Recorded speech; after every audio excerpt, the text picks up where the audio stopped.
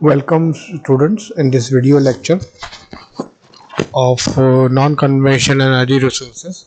आपका जो आपका जो कोर्स कोड है वो basic non-conventional energy resources है, but I have not changed in that because basic is not, nothing is basic, everything is, every time it is considered as NCES only, that is non-conventional energy resources.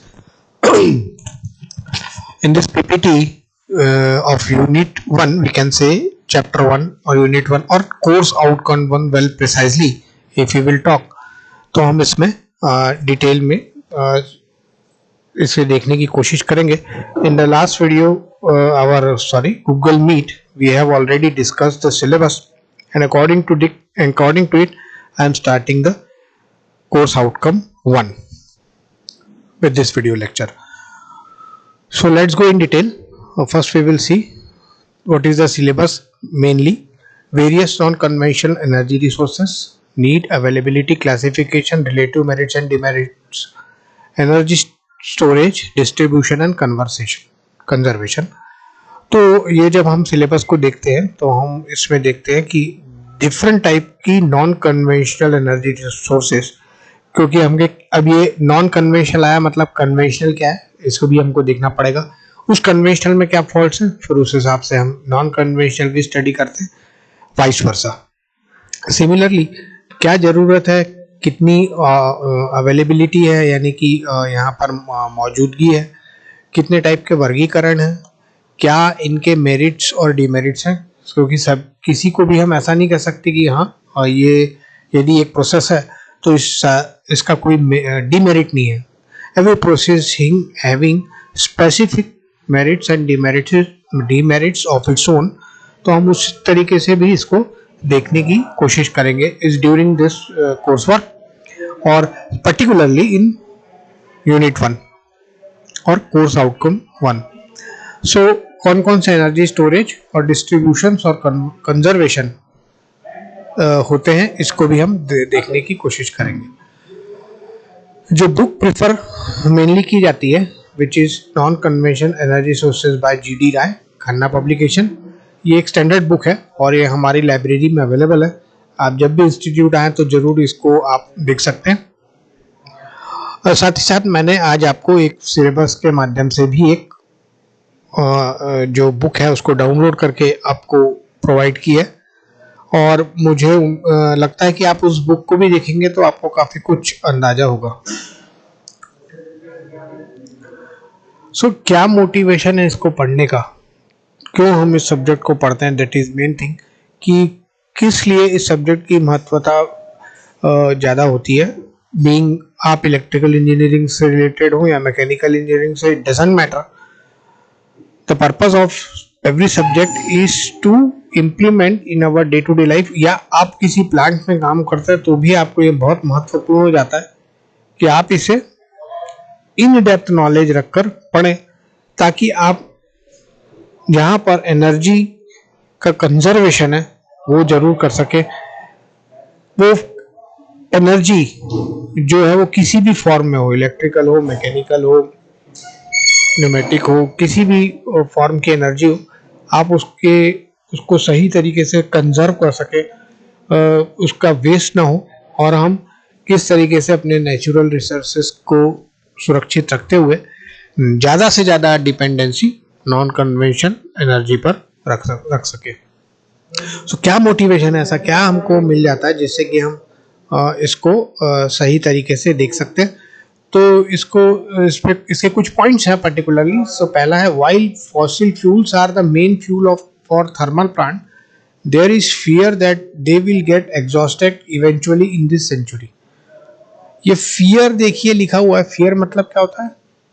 Fear मतलब होता है डर.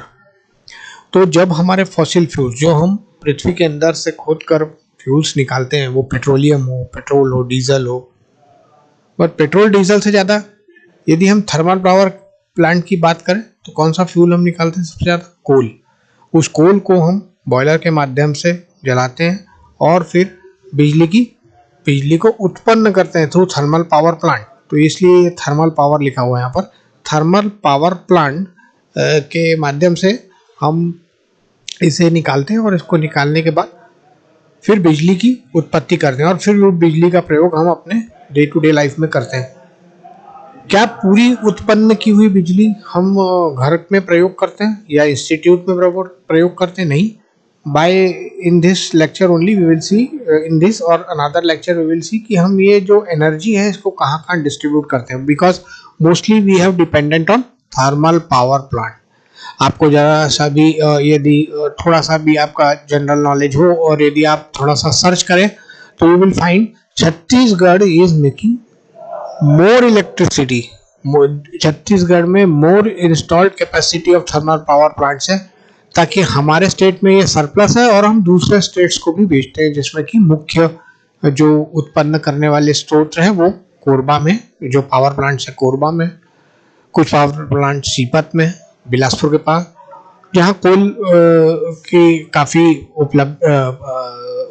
कोल की काफ़ी उपलब्धता है। साथ ही साथ छोटे छोटे जो प्लांट्स हैं वो ऑलमोस्ट तकरीबन सभी ने अपने कैपेटिव पावर प्लांट लगा रखे हैं। जैसे फॉर एग्जांपल एसीसी, बाल्को, आप किसी भी रायपुर में किसी भी स्पॉन्ज आयरन प्लांट में जाएंगे उन्होंने तो ये कैपेटिव पावर प्लांट 25-25 मेगावाट के उन्होंने सेल्फ भी लगा रखे हैं, ताकि वो जो इलेक्ट्रिसिटी खर्च करते हैं वो उनको खरीदना ना पड़े, और इन केस फॉर एग्जांपल उनका रॉ मटेरियल नहीं हो तो वो एटलीस्ट कोल को कोल से इलेक्ट्रिसिटी जनरेट करके बाहर भेज सके। तो इनकी कैपेसिटी भी डिफरेंट होती है, 7.5 मेगावाट से 25 मेगावाट, 50 मेगावाट, 500 मेगावाट, 100 मेगावाट, इस तरीके से पावर प्लांट इंस्टॉल होते हैं, खासकर थर्मल पावर प्लांट। यहाँ पर हम फॉसिल फ्यूल पर डिपेंडेंसी के बारे में बात करेंगे तो हम सिर्फ और सिर्फ थर्मल पावर प्लांट की ही बात कर रहे हैं। यदि आप फॉसिल फ्यूल से चलने वाले और मतलब जनरेशन की देखने की कोशिश करेंगे तो आपको पता है कि आप यदि डीजल डालें तो एक जनरेटर को चला सकते हैं, जो आपने शादी या बारात में जो साथ में चलने वाले बारातियों को देखा होगा तो उसमें आपने देखा होगा कि पीछे एक जनरेटर आता है जिसमें डीजल डालते हैं और डीजल डाल के वो इलेक्ट्रिसिटी जनरेट करते हैं, जिससे कि लाइट्स बल्ब जलते हैं। द सेम आप बैंक्स में, आपके जो ऐसे संस्थान जहाँ पर ज़रूरत है, हमारे इंस्टीट्यूट में, ऐसी सारी जगह पर जहाँ पर विद्युत की सतत निरंतर प्रवाह सुनिश्चित किया जाता है तो वहाँ पर यह लगाना कंपलसरी होता है, बिकॉज ऐसी कई इम्पोर्टेंट प्लेसेस में से कलेक्ट्रेट्स में कहीं पर भी विद्युत की अवेलेबिलिटी पूर्ण समय नितांत आवश्यक होती है।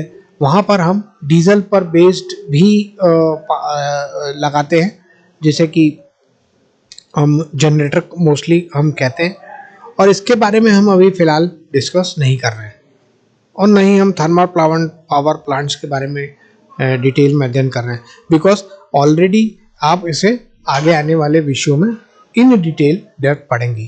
तो ये फियर क्यों है, अब हम पढ़ ही क्यों रहे हैं? बिकॉज यदि हम इस फॉसिल फ्यूल पर डिपेंड रहें और हम यहाँ से पृथ्वी से इन मटेरियल्स को निकालते रहें, पदार्थों को निकालते रहें हमारे ज़रूरत के हिसाब से और उसको जलाते रहें और अपना लगाते रहें, तो ये ज़रूर एक डर हमारे मन में है कि आने वाले समय में ये इवेंचुअली ख़त्म हो जाएगा। इस सेंचुरी यानी कि 2020 से 21वीं सदी चल रही है, 21वीं सदी के अंत तक हम इसको ख़त्म कर चुके होंगे। इतना हमें हमारी जो जनसंख्या है, हमारी ही नहीं पूरे ग्लोबल स्तर पर यदि हम इसको देखें तो हम ये ख़त्म कर चुके होंगे। So what is the solution for this problem? यही अच्छे से इन डेप्थ डिटेल पढ़ने के लिए हम इस कोर्स को इस विषय को पढ़ते हैं, और यही हमारा मोटिवेशन भी है कि ये फियर जो है हमारा, इस फियर के कारण हम मजबूर हो जाते हैं कि हम कई ऐसी पद्धतियों पर अपनी डिपेंडेंसी बढ़ाएं जो आने वाले कल में हमें स्वच्छ ऊर्जा दे, क्योंकि ऊर्जा तो हमको चाहिए ही और ऊर्जा की डिमांड बढ़ ही रही है। इसके बारे में हम और डिटेल में आगे आने वाली स्लाइड्स में जरूर देखेंगे। The next motivation is therefore other system based on non-conventional renewable resources are being tried by many countries. तो कई कंट्रीज ने इन नॉन कन्वेंशनल, ये कन्वेंशनल टाइप है थर्मल पावर प्लांट, तो नॉन कन्वेंशनल टाइप में हम इसको देखते हैं और इसको पाते हैं कि कई कंट्रीज ने अपना पूरा डिपेंडेंसी जो है वो इन नॉन कन्वेंशनल पर डिपेंड कर लिए। और आपको पता होगा कि इंडिया भी उसमें एक लीडिंग स्टेप रखता है और आगे आने वाले समय में हम भी, हमारी भी डिपेंडेंसी काफ़ी कुछ, हमारी निर्भरता इस थर्मल पावर प्लांट से नॉन कन्वेंशनल एनर्जी रिसोर्सेज पर हो जाएगी। और कई कंट्रीज ने इसको ट्राई भी किया है, started trying. These are solar, wind, sea, ocean, tidal, geothermal and biomass energy. मुख्यतः सब मुख्य है। सपोज फॉर एग्जांपल मैं फॉसिल फ्यूल की बात करूं तो मुख्यतः हम थर्मल पावर प्लांट की बात करते हैं मुख्यतः, लेकिन हम डीजल, जैसे मैंने आपको बताया डीजल जनरेटर है, उसको भी हम जब जलाते हैं तो वो भी डिपेंडेंसी फॉसिल फ्यूल पर ही है। लेकिन जो मुख्य एनर्जी जिसको हम अपने इस सिलेबस में पढ़ेंगे उसमें मुख्यतः है सोलर यानी सूर्य से चलने वाले स्रोत, विंड यानी कि हवा से चलने वाले स्रोत, सी या ओशन समुद्र पर से चलने ऊर्जा उत्पन्न करने वाले स्रोत, टाइडल यानी कि जो लहरें हैं उस लहरों पर निर्भर रहने वाले ऊर्जा स्रोत, जियोथर्मल, आप जानते हैं पृथ्वी अंदर बहुत गर्म है, उस गर्म को हम एब्जॉर्ब करके अपने यूज में लेने के लिए करने वाले स्रोत, और बायोमास यानी कि जो कचरा, गोबर, इस विभिन्न सोर्सेस से जो हमको मिलता है उससे भी हम एनर्जी पैदा कर सकते हैं, जैसे फॉर एग्जांपल बायोगैस। तो इस पर डिपेंड रहने वाले स्रोत, इन सब को मिलाकर हम एक ये बनाते हैं। द नीड फॉर, जो तीसरा मोटिवेशन हमारा क्या है, the need of today is the transition from dependency on fossil fuel and nuclear energy to the renewable energy sources. इन दोनों को यदि हम हटाएं तो सबसे ज्यादा हमारा डिपेंडेंसी हमको कम करनी है इसी फॉसिल फ्यूल पर, और हमें न्यूक्लियर एनर्जी पर भी नहीं, और हमको रिन्यूएबल एनर्जी सोर्सेस पर ज़्यादा डिपेंडेंसी बढ़ानी है। तो हमारे कोर्स का नाम ही है basic non conventional renewable energy. तो इसी को हम इसी सब्जेक्ट के माध्यम से हम पढ़ते भी। तो सबसे पहले अब हम देखते हैं कि कौन कौन से मुख्यतः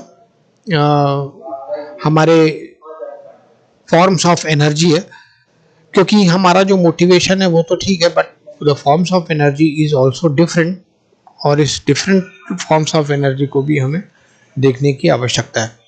सबसे पहले एनर्जी, व्हाट इज एनर्जी?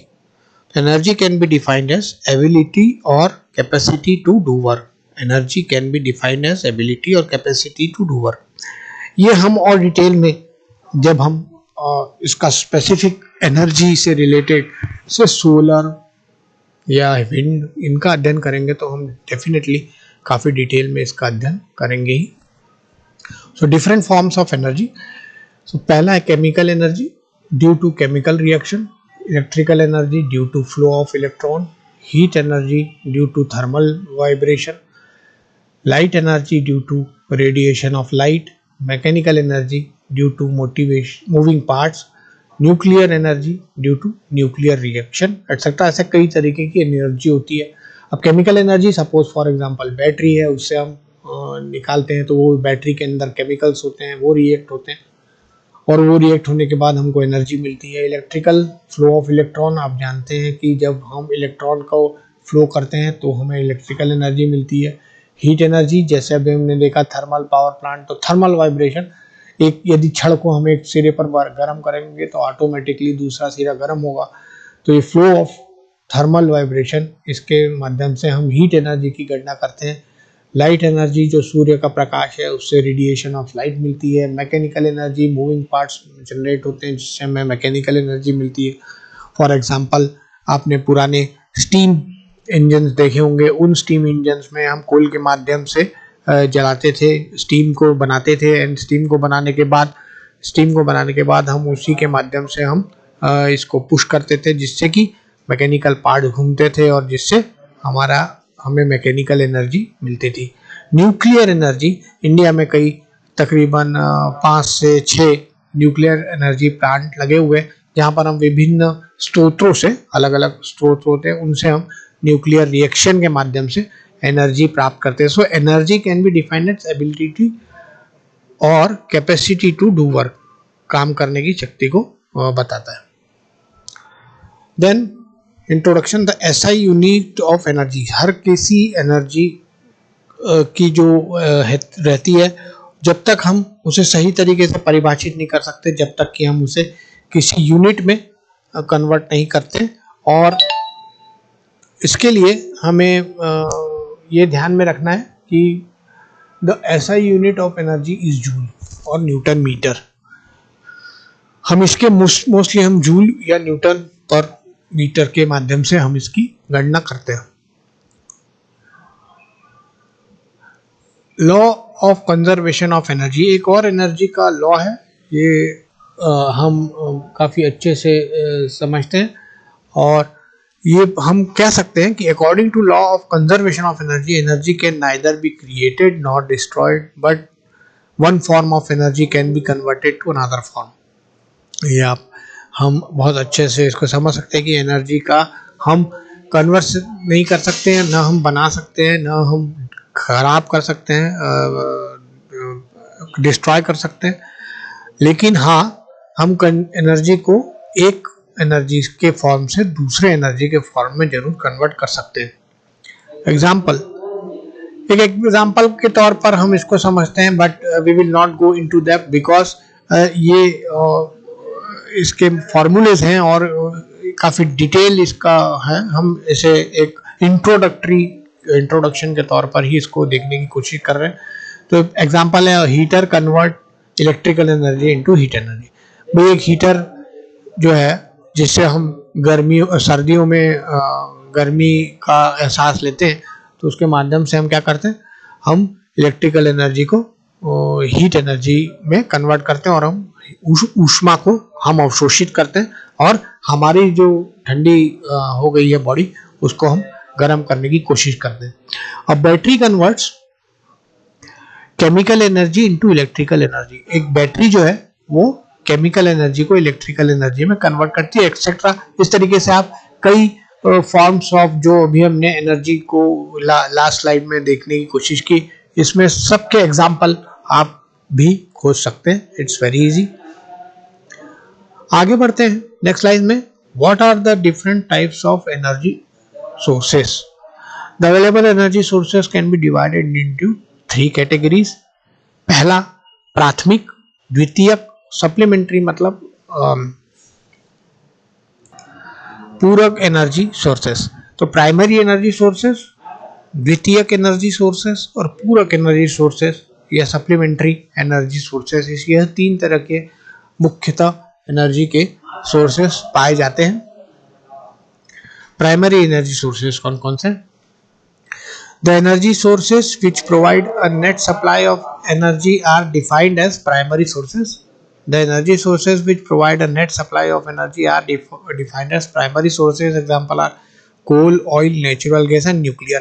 ये हम अभी देखे थे और हमने अपने डिटेल डिस्कशन में इन्हीं के माध्यम से आपको समझाने की कोशिश भी की थी कि धीरे धीरे ये डिप्लीट हो जाएंगे, यानी कि खत्म हो जाएंगे, और यही हमें डर है जिसकी वजह से हम अदर एनर्जी सोर्सेस पर डिपेंडेंसी अपनी बढ़ा रहे हैं।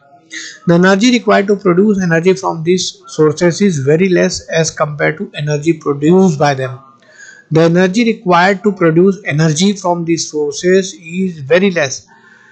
तो एनर्जी जो इस सोर्सेस में लगती है इसलिए बहुत कम लगती है, और कंपेयर करते हैं यदि हम, तो उसको बनाने के लिए एनर्जी हमें ज़्यादा लगती है।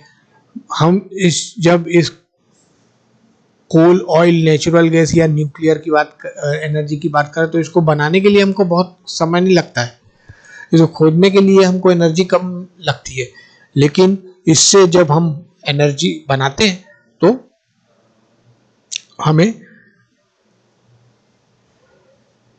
ज़्यादा एनर्जी लगती है जब हम इससे इलेक्ट्रिसिटी या मोस्टली हम इलेक्ट्रिसिटी ही पर बेस्ड यदि बात करें तो ज़्यादा एनर्जी हमको लगती है।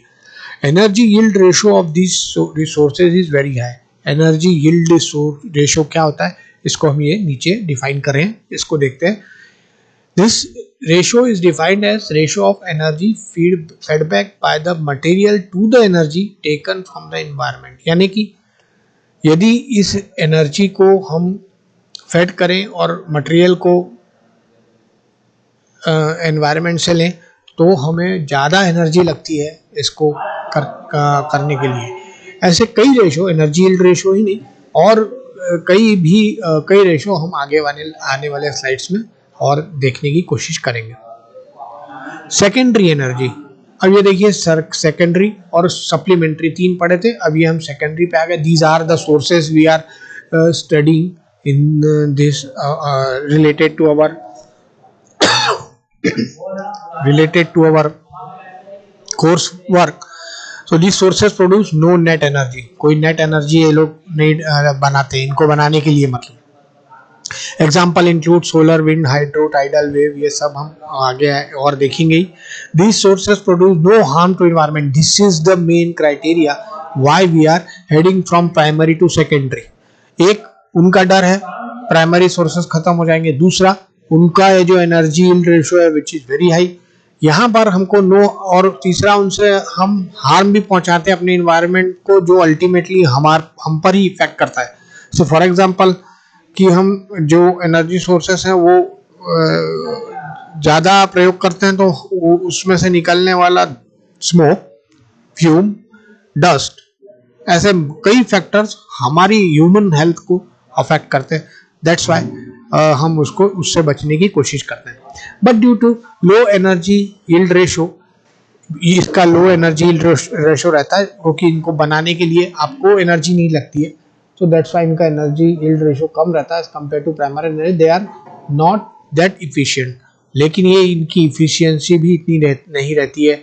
ये क्या है, इसको और डिटेल में जब हम इनका डिटेल अध्ययन करेंगे तो हम डेफिनेटली देखने की कोशिश करेंगे। अब हम आते हैं अपने तीसरे एनर्जी सोर्सेस पे, that are supplementary sources. For this energy sources the net energy yield is zero, बिल्कुल zero, and they require highest amount of investment. ये सबसे महंगे हैं लेकिन इनका एनर्जी यील्ड जो है ये जीरो है। अब ये किस तरीके के सप्लीमेंट्री रिसोर्सेस हैं भाई, आप हमको जिसमें एनर्जी यील्ड ही जीरो आ रहा है, लो भी नहीं है, हाई भी नहीं है, सीधे जीरो, और ये सबसे महंगे भी हैं। तो ये देखिए इसका एग्जाम्पल यहाँ पर दिया हुआ है, thermal insulation is an example of this type. यानी कि थर्मल इंसुलेशन हम यदि कर दें तो उसकी एनर्जी वेस्ट नहीं होगी, we can use that energy for a longer time, और उसका of course net energy yield is zero होगा। से फॉर एग्जांपल हमने गर्म पानी किया, गर्म पानी करके हम गर्म पानी पीना चाहते हैं। भी गर्म पानी का एग्जांपल हम क्यों ले रहे हैं, बिकॉज इन टुडे हम ज़्यादा से ज़्यादा गर्म पानी, कोरोना के चलते हम ज़्यादा लोग गर्म पानी अपने हैबिट में लाते हैं। तो यदि उस गर्म पानी को आप सही तरीके से थर्मस में रखेंगे तो वो लंबे समय तक चलेगा, इफेक्टिव रहेगा, आपका इन्वेस्टमेंट हाई रहा। क्यों? क्योंकि आपको वो स्पेशल एक कंटेनर खरीदना पड़ेगा जिसमें लंबे समय तक आप स्टोर करके रख सकें। और इस थर्मल इंसुलेशन से आपका जो एनर्जी यील्ड है वो जीरो हो गया, क्योंकि आपने कुछ उसमें जो एनर्जी है वो लंबे समय तक आप स्टोर किए, तो आपका जो एनर्जी यील्ड है वो जीरो है। सो ऐसे एग्जांपल आप भी जनरेट कर सकते हैं। Now let's see what are the different sources of energy. अब हम सीधे कन्वेंशनल और नॉन कन्वेंशनल एनर्जी, रिन्यूएबल और नॉन रिन्यूएबल, इसके जो कैरेक्टरिस्टिक्स है इसको समझने की कोशिश करेंगे। आज हम I will and this video lecture with the introduction of sources of energy, और इसके बाद हम इसके नेक्स्ट वीडियो लेक्चर में इसी की डिटेल्स को देखने की कोशिश करेंगे। So what are the energy sources? Sources of energy are हम मुख्यतः इसे दो भागों में बांट, जैसे हमने पहले बात की, कन्वेंशनल और नॉन कन्वेंशनल। इसे और भी कई वर्गीकरण हैं, इसको हम और देखने की आगे की स्लाइड्स में देखने की कोशिश करेंगे। बट कन्वेंशनल सोर्सेज में कौन सा, कमर्शियल और non commercial, conventional non conventional. Non conventional में यही जो हमको सब कुछ पढ़ना है, solar, wind, hydro, bio, tidal, geothermal etcetera, ये सब हम नॉन कन्वेंशनल के माध्यम से पढ़ेंगे। और कन्वेंशनल माध्यम में के भी दो पार्ट होते हैं, एक कमर्शियल और दूसरा नॉन कमर्शियल। कमर्शियल जिसको हम कमर्शियली बनाते हैं, सेल करते हैं। नॉन कमर्शियल जिसे हम सेल नहीं करते हैं, ये अवेलेबल रहता है लेकिन हम इसको नॉन कमर्शियल इसमें रखते हैं, क्योंकि हम इसे कमर्शियल नहीं, हम अपने daily day to day life के लिए इसे यूज करते हैं। कमर्शियल में coal, petroleum, natural gas, nuclear, solar, hydro wind, ये कमर्शियल में क्यों है, यहाँ पर भी है, यहाँ पर भी है, यहाँ पर भी है। इसका और डिटेल अध्ययन हम आगे के स्लाइड्स में डेफिनेटली करेंगे। But I will today end this lecture with these two types of sources of energy. One is conventional sources, other is non-conventional sources. And from the next slides, from the next video lecture onwards, we will look into this in depth. हम इस energy sources को देखने की कोशिश करेंगे. So thank you students for your kind attention. Thank you very much.